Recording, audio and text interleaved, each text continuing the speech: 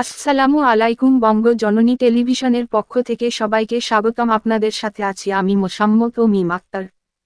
বৈষম্যবিরোধী ছাত্র আন্দোলনে পুলিশের গুলিতে আহত হন দিনাজপুরের দিনমজুর আব্দুর রশিদ। বৈষম্যবিরোধী ছাত্র আন্দোলনে পুলিশের গুলিতে আহত হন দিনাজপুরের দিনমজুর আব্দুর রশিদ। দারিদ্রতা আর অর্থের অভাবে 3 দিনের সন্তানকে বিক্রি করতে বাধ্য হয়েছেন তার স্ত্রী কোকেয়া বেগম।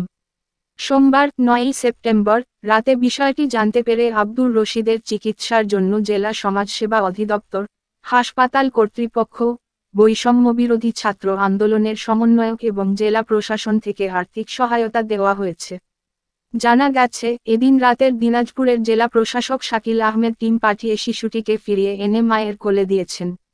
এ বিষয়ে জেলা প্রশাসক শাকিল আহমেদ বলেন, বৈষম্যবিরোধী আন্দোলনে দিনাজপুর সদর উপজেলার চেহেলগাজী ইউনিয়নের দিনমজুর মো.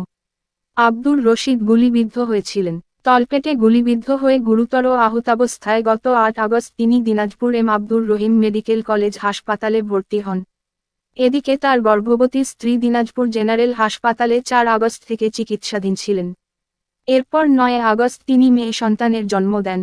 পরিবারের আর্থিক অনটনের কারণে নবজাতক শিশুটিকে কুড়িগ্রামে দূর সম্পর্কিত এক আত্মীয়ের কাছে পাঠিয়ে দেন।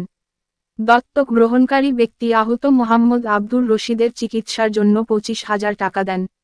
বিষয়টি জানতে পেরে তাৎক্ষণিকভাবে সোমবার রাতেই কুড়িগ্রামে একটি টিম পাঠিয়ে শিশুটিকে ফিরিয়ে এনে মায়ের কাছে দেওয়া হয়েছে।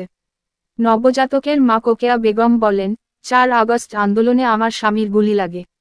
হাসপাতালে ভর্তি করা হয় তাকে। সেখানে আমার স্বামীর অপারেশন হয়। অপারেশনের পর আমার স্বামীর অবস্থা খুবই খারাপ ছিল। এর মধ্যেই আমার বাচ্চা হয়। সেই সময় হাতে টাকা ছিল না। স্বামীর চিকিৎসা করাতে হবে, তাই 3 দিনের বাচ্চাকে 25,000 টাকায় বিক্রি করে দিছি। সেই টাকা দিয়ে স্বামীর চিকিৎসা করছি। খারাপ তো লাগবে, কিন্তু সেই সময় কোনো উপায় ছিল না। স্বামীকে তো বাঁচাতে হবে, স্বামীকে আরও অপারেশন করতে হবে। সুস্থ হতে আরও 2-1 বছর লাগবে। নিজের কোনো জায়গা জমি নাই, মানুষের বাসায় থাকি। সরকারের কাছে অনুরোধ আমার স্বামী যেন সুস্থ হয়ে কিছু করতে পারে। আহত আব্দুর রশিদ বলেন, 4 আগস্ট স্ত্রীর প্রসবের ব্যথা ওঠায় হাসপাতালে নিয়ে যাই। আমি টিকিট কাউন্টারের সামনে পুলিশের ছড়া গুলিতে আহত হই। পরে আমাকে হাসপাতালে ভর্তি করে স্থানীয়রা। আমি চিকিৎসা নিয়ে বাসায় আসি। এর মধ্যে আমার স্ত্রী একটি কন্যা সন্তান জন্ম দেন। বাসায় 3 দিন ছিলাম। পরে গ্রামবাসী সহযোগিতা করে আমাকে আবারও হাসপাতালে নিয়ে যাওয়ার ব্যবস্থা করছে। হাসপাতালে অপারেশন করা হয়েছে।